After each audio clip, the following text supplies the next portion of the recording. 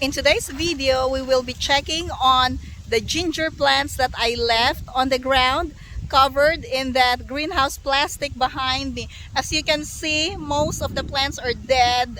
The corn behind me is brown. The marigolds and zinnias are gone.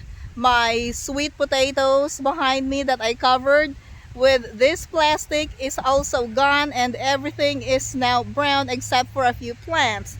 Now, my experiment was to see if the ginger plants will survive a temperature between 20 and 30 degrees Fahrenheit if I cover the plants with a greenhouse plastic. Let's go check it out. Okay, so this is one of the ginger plants. It's already brown, but no worries because the roots are still okay. As you can see here, it's still green on the base of the plant. Now, you can see this one. This thing fell over before I even covered the plants, and it survived. So the ones on the ground are fine. As you can see that's still green, but in the upper part, that's already brown. So the frost killed half of the plant, which actually normal for a tropical plant like this. See that? But this one's alive. I'll probably just dig this up today. And then the third plant is over there. See that? The leaves are brown, but the stems are still green.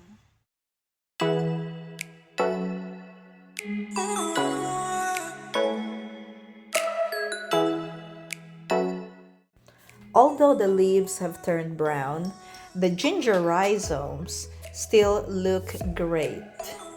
So this will be still good for cooking. It will be good for dehydrating.